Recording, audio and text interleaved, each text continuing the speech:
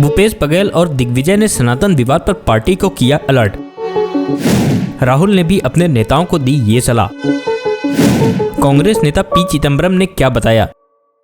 नमस्कार दोस्तों, मैं रतन सिंह और आप सभी का ट्रिगर न्यूज में स्वागत है। कांग्रेस वर्किंग कमेटी की बैठक शनिवार को हैदराबाद में हुई। इस मीटिंग में सनातन धर्म पर चल रहे विवाद को लेकर भी चर्चा हुई। सूत्रों के मुताबिक कांग्रेस के कुछ नेताओं ने इस मामले पर सतर्क रुख अपनाने और बीजेपी के एजेंडे में नहीं फंसने की अपील की। सूत्रों ने बताया, छत्तीसगढ़ के मुख्यमंत्री भूपेश बघेल और मध्य प्रदेश के पूर्व मुख्यमंत्री दिग्विजय सिंह समेत कुछ नेताओं ने CWC की बैठक में कहा कि पार्टी को ऐसे मुद्दों से दूर रहना चाहिए और इसमें नहीं फंसना चाहिए। वहीं राहुल गांधी ने भी अपने नेताओं को सनातन विवाद में शामिल नहीं होने की सलाह दी है। उन्होंने कहा कि इसमें फंसने की बजाय गरीबों और उनके मुद्दों पर ध्यान केंद्रित करना चाहिए, क्योंकि वे पार्टी के पारंपरिक वोट बैंक रहे हैं।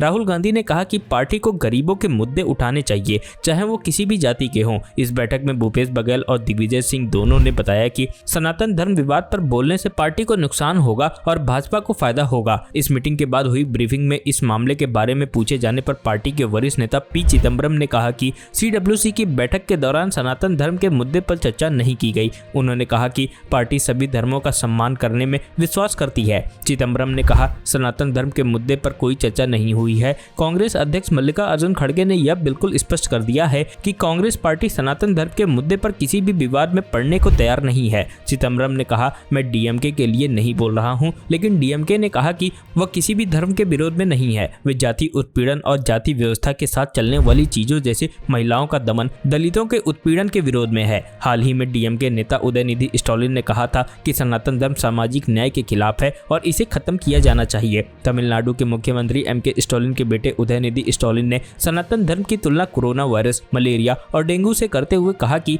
ऐसी चीजों का विरोध नहीं किया जाना चाहिए, बल्कि उन्हें नष्ट कर देना चाहिए। DMK सांसद A राजा ने कहा कि सनातन पर उदयनिधि का रुख नरम था। उन्होंने कहा, सनातन धर्म की तुलना सामाजिक कलंक वाली बीमारियों से की जानी चाहिए, जबकि उदयनिधि ने सनातन की तुलना मलेरिया से की है। DMK नेता ने आगे कहा, सनातन की तुलना HIV और कुष्ठ रोग जैसे सामाजिक कलंक वाली बीमारियों से की जानी चाहिए। बिहार में RJD अध्यक्ष जगदानंद सिंह ने BJP और RSS पर निशाना साधते हुए कहा कि तिलक लगाकर घूमने वालों ने भारत को गुलाम बनाया। देश मंदिर बनाओ या मस्जिद तोड़ो से नहीं चलेगा। कार्यकर्ताओं को संबोधित करते हुए जगदानंद ने कहा, देश गुलाम किस समय हुआ? क्या उस समय कर्पूरी ठाकुर, लालू प्रसाद, राम मनोहर लोहिया जैसे नेता थे? जगदानंद ने कहा, देश में हिंदू मुस्लिम को बांटने से काम नहीं चलेगा। प्रधानमंत्री नरेंद्र मोदी ने बुधवार को मंत्रियों के साथ बैठक की। इस दौरान प्रधानमंत्री मोदी ने NDA के मंत्रियों से कहा कि सनातन धर्म पर उदयनिधि के बयान का सही से जवाब दिया जाए। इसी के साथ प्रधानमंत्री मोदी ने मंत्रियों से कहा कि वे इंडिया बनाम भारत के विवाद में